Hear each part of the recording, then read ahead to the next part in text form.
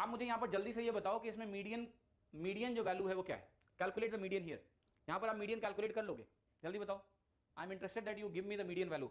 Zoom करना है, कर देता हूं। और इस क्वेश्चन में मुझे मीडियन वैल्यू बता दो प्लीज। आप कहोगे कि यहां टोटल 30 लोग हैं। 30 लोग हैं तो 15वां और 16वां, 15th and 16th। 15th and 16th कहां आएंगे जरा देखो। ये एक है, एक एक 2 हो गया, 2 और 3 5 हो गया, 5 और 4 आपका 9 हो गया, 9 और 3 आपका 12 हो गया, यहां पर 12 और 2 आपका 14 हो गया। 15 और 16 चाहिए था ना, तो 15 16 दोनों इसी में आ गए। 15 16 अगर दोनों इसी में आ गए तो फिर तो एवरेज निकालने की जरूरत ही नहीं है। आपका जो मीडियन होगा यहां पर वो 60 होगा। क्लियर है कि मीडियन इज 60? ओके, ये कॉम्प्लेक्स पढ़ा रहा हूं मैं, राइट? तो ये हो गया आपका 60 आ गया। अच्छा, मैं आपसे यहां बोलता कि आपका मोड क्या है, तो देखो मोड में एक प्रॉब्लम आती, क्योंकि कई सारी ऐसी वैल्यूज है ना जो 4 बार हो रही हैं। क्लियर है कि नहीं? There are many values which are occurring 4 time and 4 is the maximum number. ठीक है, क्लियर है नॉट? तो जब आपको मॉडल क्लास में ऐसी वैल्यूज मिलेंगी जो फ्रीक्वेंसी जो सेम है, वो कई सारी वैल्यूज की हैं, तो आप क्या करोगे? आप उनका एवरेज निकाल लो। क्लियर है not? Getting my point or not? वो जो फॉर्मूला है mode is equal to 3 median minus 2 mean, वहां भी मैं आऊंगा आपको। राइट? क्लियर है not? Getting my point or not? अभी मेरा ऑब्जेक्टिव था कि यहां पर आप बता दो कि भाई मोड मीडियन की वैल्यू क्या है। मीडियन की वैल्यू यहां पर 60 आपको दिख रही है, राइट? अच्छा, मुझे बात करनी है, पता है आपको, ग्रुप डेटा के लिए बात करनी है। अब जरा यहां पर आप ध्यान दो। यहां पर अगर आपको इस तरह का डेटा मैंने दिया और मैंने आपसे बोला कि मेरे को एवरेज चाहिए, मीन चाहिए, तो मीन कैसे निकालोगे? आप सिंपली कहोगे 10 इंटू 1 कितना हो गया? 10 हो गया। 20 इंटू 1 कितना हो गया? 20 हो गया। 30 इंटू 3 क्या हो गया? 108 हो गया। मैं क्या कर रहा हूं, जो आप एवरेज वेट नहीं पढ़ते हो, वेटेड एवरेज, वही है। 10 लोगों के एक नंबर, 10 इंटू 1, 20 इंटू 1, 36 इंटू 3, ऐसे करके सारे प्रोडक्ट निकाल दो, टोटल मार्क्स आ गए। जब टोटल मार्क्स आ गए तो इसको 30 से डिवाइड कर दो, आपको मिल जाएगा कि मीन क्या है। Right? What is mean? You can easily calculate from here. That I am not interested to find out. ठीक है, क्योंकि वो आप निकाल लोगे, दैट्स नॉट एन इशू। लेकिन अब जब बात उठती है कि डेटा जो आपका है ग्रुप डेटा है ना, जैसे यहां पर मैं आया, लेट्स से एक क्वेश्चन था जिसमें मीन कैलकुलेट करना था। मैं सवाल पे एक बार आ जाता हूं ताकि मैं आपको दिखा दूं। मध्य का वर्ग निकल गया। Coming to this, whose height, this was the question. Yes, what is the mean height? Yes, exactly. ये देखो सवाल है। अब जैसे इस तरह के सवाल में उन्होंने आपसे पूछा कि भाई मुझे बता दो कि मीन हाइट क्या है। मीन हाइट क्या है? समस्या समझ में आ रही है कि मीन हाइट कैसे निकलेगी? देखो यहां पर प्रॉब्लम बस ये है कि मुझे ये पता है कि इस रेंज में, इस क्लास में 11 लोग हैं, 11 हैं, बट मेरे पास वो लग्जरी नहीं है, मुझे ये नहीं पता है कि कितने लोगों के किसके कितने कितने नंबर हैं। Do I know it? No, I do not know कि 11 नंबर कितने लोगों के हैं, सॉरी मतलब 100 नंबर कितने लोगों के हैं, 101 किसके हैं, इसके बीच में मुझे कुछ नहीं पता।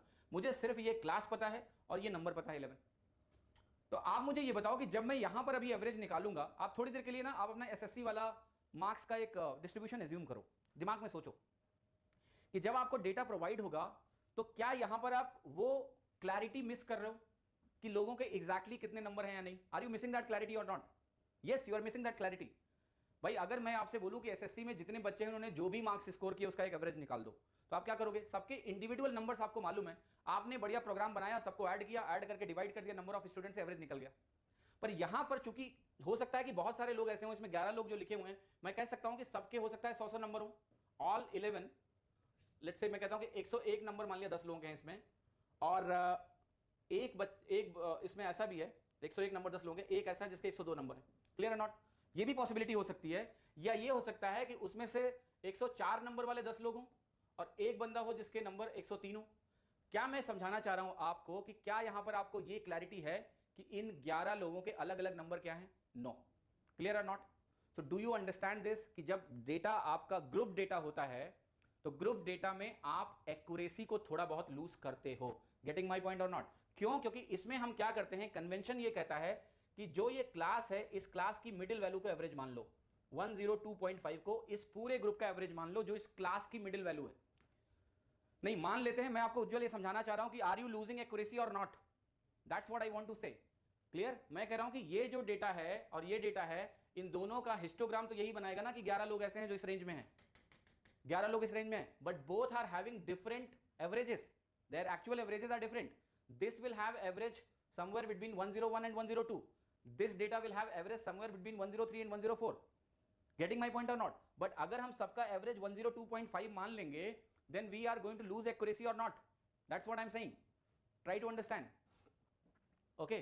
अब मैं इससे क्या समझाना चाह रहा था कि फिर इसको यूज क्यों करते हैं? इसको यूज इसलिए करते हैं क्योंकि जब डेटा बहुत बड़ा होता है, when data is so big almost होता क्या है फिर कि इस रेंज में रैंडमाइजेशन की वजह से, जैसे एसएससी का डेटा है, एसएससी का डेटा इतना ज्यादा बच्चे उसमें होंगे ना कि अगर मैं एक क्लास लूंगा तो हर एक क्लास में ऑलमोस्ट इवन डिस्ट्रीब्यूशन हो जाता है, क्योंकि डेटा इतना ज्यादा है। तो when there is more data, actually में क्या होता है, जो डेविएशन होता है that is very less. We can assume the middle value to be the average, therefore it's a convention। ये बेकार मॉडल्स नहीं है, I am taking to the soul of statistics कि आखिर हम ये यूज क्यों करते हैं मिडिल वैल्यू।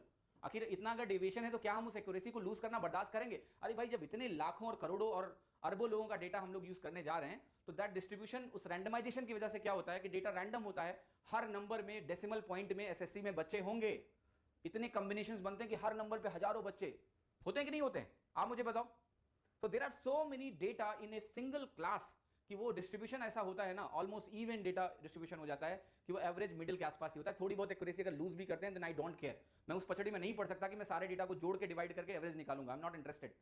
क्लियर?